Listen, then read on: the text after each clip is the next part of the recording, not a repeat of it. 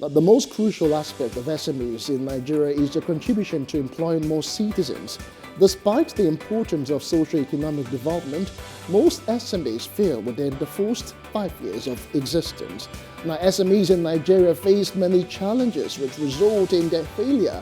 Although financial resources have been a critical success factor to them, they find it difficult to access financial institutions' funding to finance innovation and business opportunities to ignite success and growth. We will look at the funding rules for small businesses in Nigeria with a view to proffering solutions. Welcome to Business Insights on PlusTvAfrica. I am Justin Akadonye.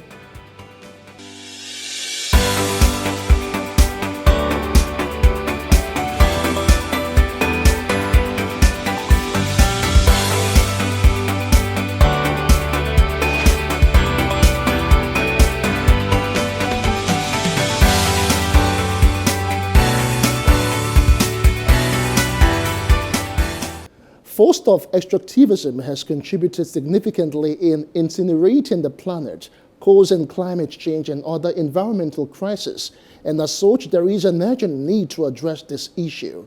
These form part of discussion at the School of Ecology training organized by Health of Mother Earth Foundation, HOMEF.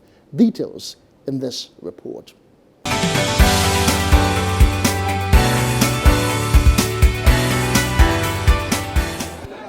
In the last 12 years, Nigeria has witnessed consistent floods happening around the rivers Niger and Benue, as well as the Niger Delta region.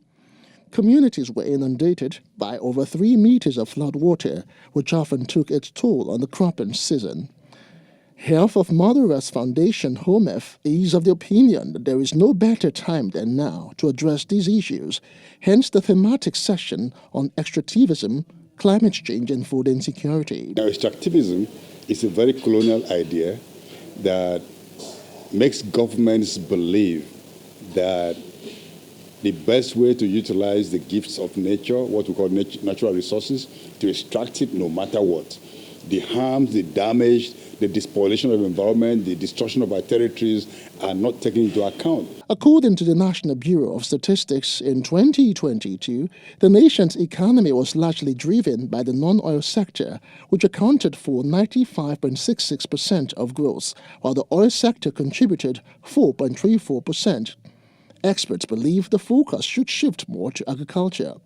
On food insecurity, analysts say Nigerians need to understand that genetic modifications to agricultural producers is not the solution. We used to have a thriving manufacturing sector. We used to have a thriving textile industry. We used to have groundnut pyramids. We had, rubber plantations. We had things were thriving. We had businesses thriving, opportunities for commerce thriving. But as Nigeria's oil production increased gradually from 5,000 barrels a day to 6,000, 7,000, 1 million, up to 2.4 million barrels a day.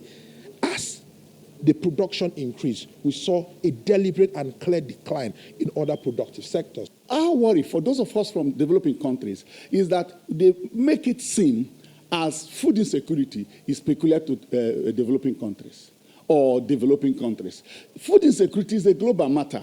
And the issue about food insecurity is not because globally we do not produce enough food. No.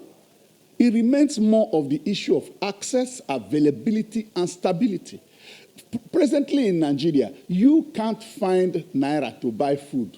So if you go to the village, you will see food vended in the market, and the local vendor selling the food insists on collecting naira note that he doesn't want a transfer. You will go home not having access to food. The consensus here is that the impact of extractivism can be reversed by deliberate policies by government that is willing to wean itself off dependence on crude oil and fossil fuels.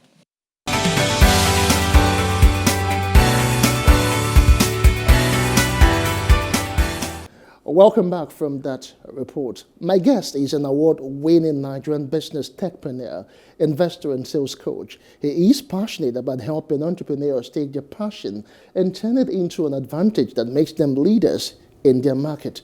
He has amassed over 10 years of business management and sales experience. Now, despite running a thriving business, he has trained over 150 aspiring entrepreneurs in the areas of electronic security systems, helping them build smaller tech brands and promote employment globally. Ladies and gentlemen, let's make welcome the founder of Crystal Hills, Dadenji Timilenso. Thanks for joining us on Business Insight and Plus TV Africa. Thank you so much.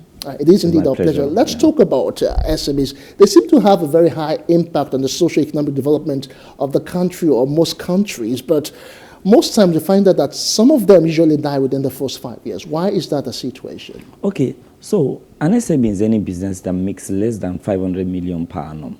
Now, 500 million naira per annum is a lot of money, and a lot of businesses don't even make that. So we have to break down SMEs into different groups. We have very smaller businesses that even do as low as 100,000 naira per annum, to say. And this is, now, we cannot generalize the reasons why those businesses fail, but majorly, there are various challenges that affect SMEs in Nigeria.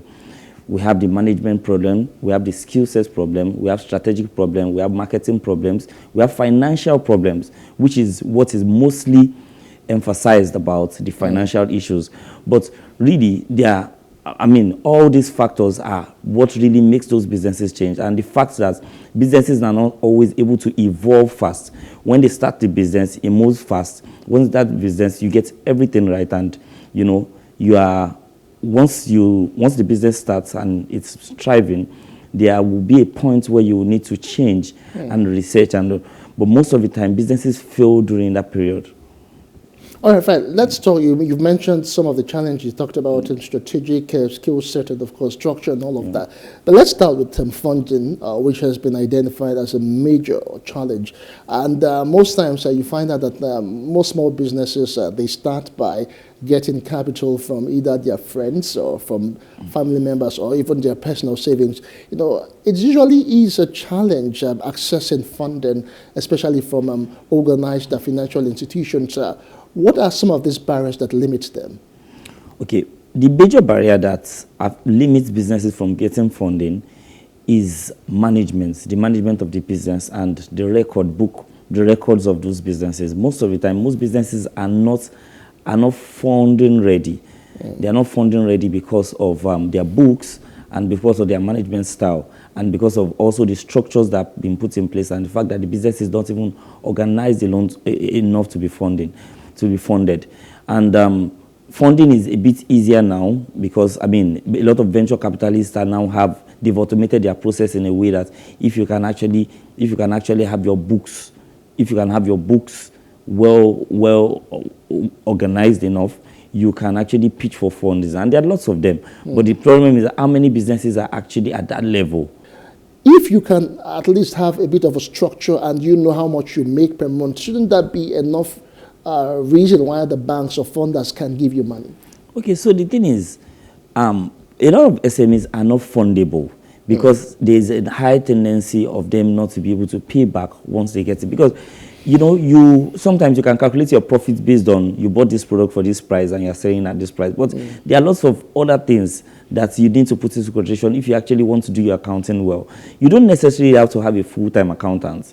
You can have an accounting consultant, but when we talk about bookkeeping, it has to do with being ensured that you are able to cater for every contingency, all contingencies within the business. You're paying salaries. Aside from paying salaries, there are a bit of money you spend on infrastructure.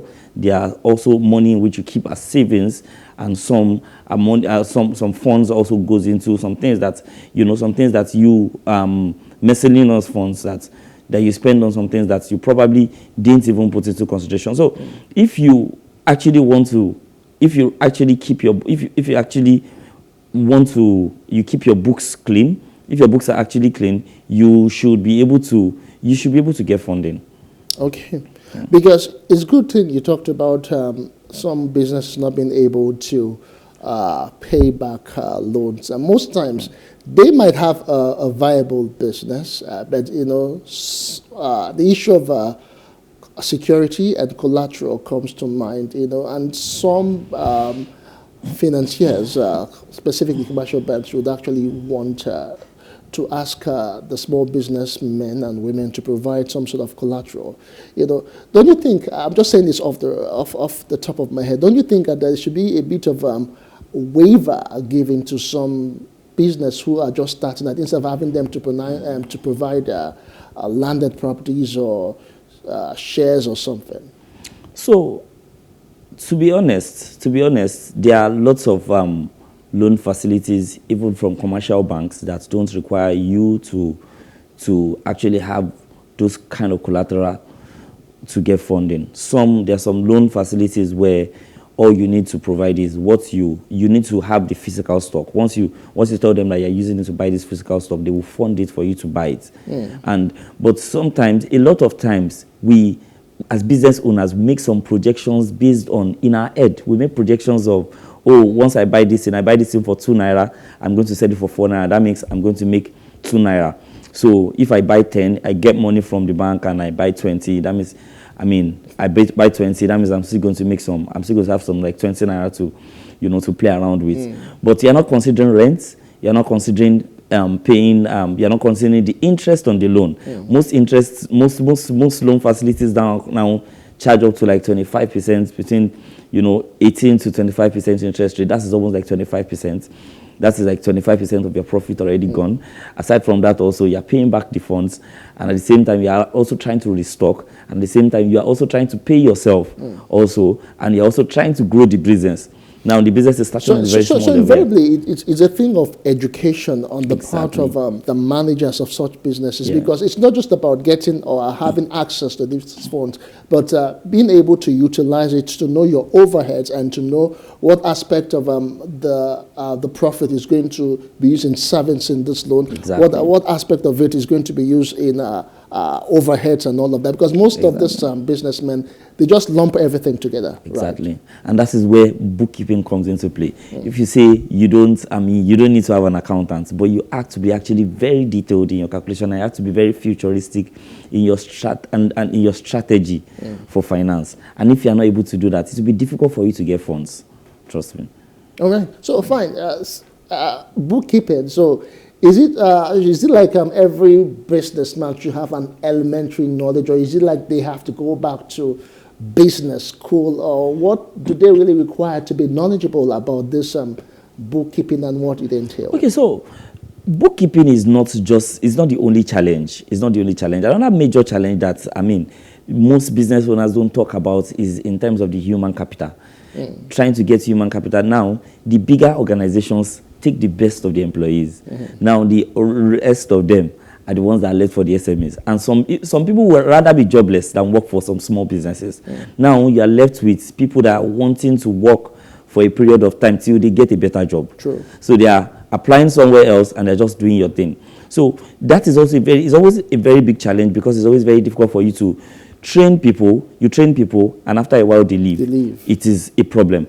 Now, it is a problem of expertise. Is also another reason why companies don't grow. Another thing is, now you want to do bookkeeping and you want to do some of these things, and you're trying to put some systems in place. You're trying to get people to run those systems. And if you're not able to pay enough money, you're not able to pay them enough for them to even be able to, it will be very difficult for you to build an organization where your staffs and people that work under you will be able to outgrow you. They will outgrow you and be able to do something that, be able to also be able to feed a family under that's your small business. And that is also always a major challenge. That is always even a bigger challenge than even being able to keep records, because record keeping is very important, but you need to actually understand your business and the peculiarity of your own business. You said some businesses don't actually need to have a staff. They should have apprentice, or maybe some people doing internship or something like that. Yeah. Why is that the case, really? So you're doing a business that is actually skill based, and you can't afford to hire. Even if you decide to hire a graduate, sometimes you're hiring a graduate that is still a novice in that your industry, because there are peculiarities in different industries. Even in tailoring, you have some, you can have a different kind of way in which you do your thing. Do you understand? It's also like that in the tech space and some other sectors also. And you have a peculiarity of how you do your thing. You have to get somebody that is still fresh, then you have to actually train. Now, while you are training this person, because you don't have the funds to actually pay them that kind of good money to say that, okay, no, I have a job and I'm going to stay here for the next 5 years. All right, it's still Business Insight on Plus TV Africa. We still have Timilei somewhere. We're looking at funding wars and, of course, growth of small and micro enterprises in Nigeria. We'll take a quick break and we'll come back and talk about the role of microfinance in this sector and, of course, how high interest rates are also killing small businesses. In a moment, don't go away.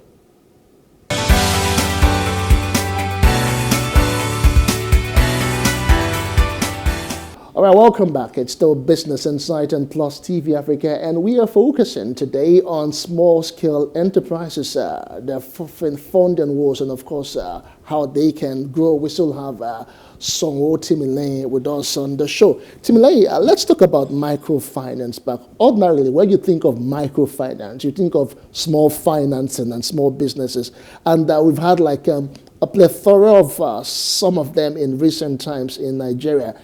They have seemingly taken over per se. But would you really think with the incursion of microfinance, it has actually helped sources of funding for small businesses in Nigeria? Yes, it has really helped businesses, and I mean, it has helped businesses to go global.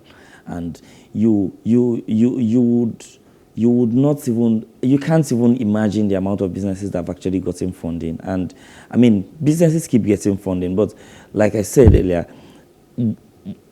one major factor why a lot of businesses don't get funding is because they're not structured enough to get it. But once the business gets structured enough, there are lots of equity funding, angel investors.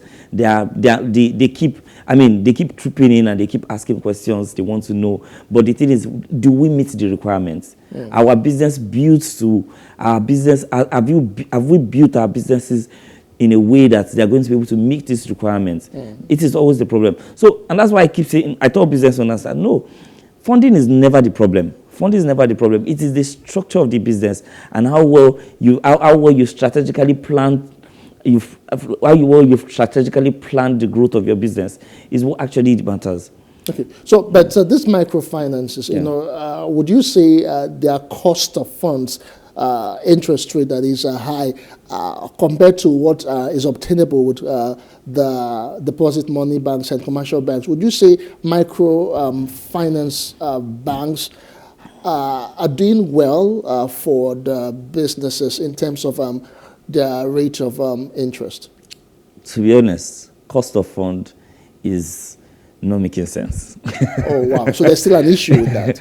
So to be honest, cost of funds is always. I mean, I was talking to a commercial banker recently, and he was offering to give me some money, and he was telling me 25%, and I was like, how much is my profit on the goods I pay if I'm going to get a loan for 25%? And I'm like, no, it doesn't make sense. But here's the thing. A lot of businesses jump into it, and we're having a conversation, and he was telling me how business owners jump into it, and oh wow, what would they when jump into when they know exactly when you have funding, it's not profitable for them. I mean, some business owners, especially small business owners, because of because of bookkeeping challenges and the fact that they are not so organized, you will feel like, okay, once I get this money, I just buy this, and I scale. Projection in your head. Sometimes projection in your head without proper planning. Then you get into this funding, and a lot of people get into that, and they are not able to pay back. I mean, I'm not saying that some businesses don't get funding and are able to pay back. But there's a very big challenge in the fact that the interest rates are much. Okay, let's leave interest rate for 1 minute and talk about another factor that just come into my head right now. You talked about people taking funds because they feel that it's an opportunity for them to just scale their business and all that. What about a situation where some people actually take more funds than they actually need? Well, that is also another thing. It's another thing, and it's people. Some businesses take funding. I don't want to talk about some businesses that I know that have done that same thing in the past. They take money to actually to invest in their dreams, to the bigger dream. You've done the stage one has been achieved. You feel like, okay, if I get blah, blah, blah, blah funds, I'm going to be able to scale. But sometimes you are not considering the fact that, okay, this business is for, okay, I'll use a school as an example. A school that probably is supposed to be a small scale. A lot of schools want to become big. A lot of schools want to be, you have a population of maybe like 100 students or 200 students in your kind of environment. And next thing, you decide to get some kind of funding and you're putting ACs in the classes, you're putting this with the intention that you're going to increase your school fees. Now, you are not considering the fact that there are a lot more people that cannot even afford that kind of money, and people need smaller. Yeah, people need the fact that you are playing in a niche where people want to. You are playing in a niche where you are dealing with people that cannot pay so much. And once everybody wants to have a big school. Everybody wants to have a school that charges so much money. And once you do that, you begin to reduce them. And I mean, it's always a big challenge. And that's why I say, business management, human resource is always a bigger challenge than finance. All right, let's talk about, you mentioned in passing venture capital and angel investor networks.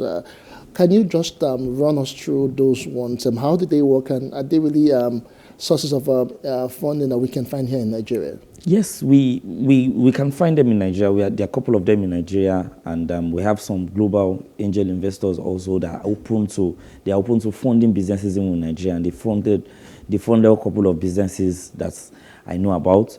And the thing about it is that they get equity funded, they get equity on your business, and sometimes they give you time for maturity before they they get funds back from you. But it works.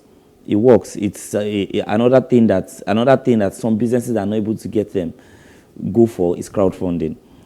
Yeah, that's another one. Crowdfunding. How does that really work? So crowdfunding is, you get like different people, different sources. You need like 100 million naira for investment in your business. You probably want to get something and all.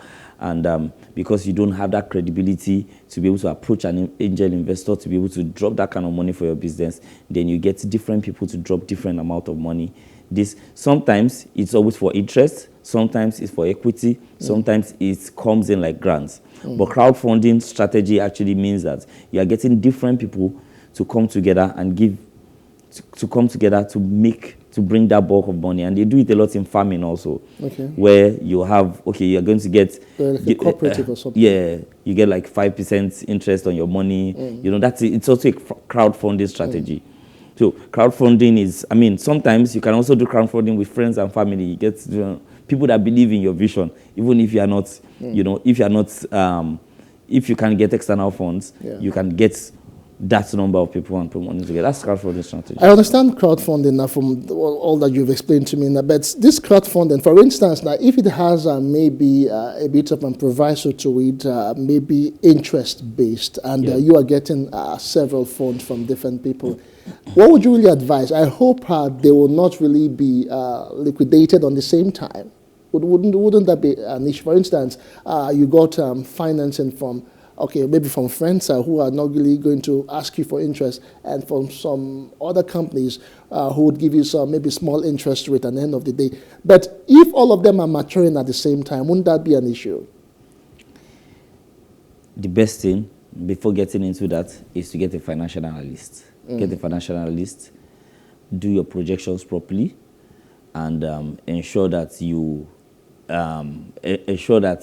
it matures. Once you do your planning properly, you should be able to tell if you are going to be able to. And you plan for the worst. Plan for the worst. And plan for the worst. Planning for the worst. Okay, fine. Let's talk about success factors right now. You have been able to acquire funding. You've been able to put your acts together and been able to structure your businesses, and you have been able to get this funding maybe either from different sources, maybe angel investors or venture capital, or even from family and friends. Now, what would you really advise a small business? What are the success tips that you can give to them after they've been able to get the funding they need, and they need maybe something that would actually make them stay in business? What would you advise them to do? Well, what's our advice in business owner is learn your skill. I know once you know the skill, you are in business. But aside from learning the skill, you need to learn the business itself. Because there's a difference between the art, the crafts that you know, and actually running the operations. One thing is to keep your records. You need to ensure that you're keeping records. You need to understand your books. You need to understand your book, and you need to pay attention to details. Most importantly, a lot of business owners don't listen. Another thing is ensuring that you are keeping records. You know, you are keeping records. And records, when we talk about records, sometimes it's not only financial. It's not only financial. What worked? How did you do this? What kind of documents? Because something systems and procedures in which we do this, systems and procedures in which we put our tools together to go to work, systems and procedures to make phone calls. When people make phone calls, these are the frequently asked questions. Write it down. When you get a new person, you put them through that same process. And most importantly, check. All right. Check. People do what you inspect. They will not do what you expect. Especially when we are dealing with small businesses. Trust me, I run a small business and I understand what it is to play in this industry. First of all, people don't want to work. So, I mean, people don't want to work again. I don't know if you know that. They just want to collect salary. They just want to collect salary. It's not even that everybody is a CEO. That person that I even hiring is also a WhatsApp CEO. She's selling shoe and bag. So so the person is coming to work for you and just like, come, I'm just doing this. Don't think I can help myself. Exactly, I can help myself. I also have my own business, but I'm trying to. So now, when you're playing in that kind of industry, you have to be very professional in ensuring that what you can't be verbal about it. You can't be verbal about getting woke this woke generation to actually work. You have to be very intentional, and you have to be like, whatever you say, whatever you are telling them to do, you have to be detailed. You have to be detailed about it and be able to refer back to say, I told you to do this. You're supposed to resume at this time. You're supposed to do this at this time. So because if you are not, you will just be getting angry unnecessarily on things that you shouldn't be getting angry on. And at the end of the day, you end up creating a toxic environment for even your employees, for people to work with you. And at the end of the day, you do the job yourself. Which is something you are avoiding in the first instance. All right, that's as much as we can take. We have completely out of time. We must say a very big thank you to you, Timlane Sonwo, for all of the insights that you have provided on the show today. We do appreciate it. Thank you so much. Thank you so much. It was my pleasure. You have heard from Timlane Sonwo, and you now know some of the tricks and what you need to do. Not all business or no two businesses is the same. You just have to know what works for you and be able to identify it and know how to run with it. That's the size of the show for today. Business Insights returns same time. My name is Justin Akadonye. Many thanks for watching.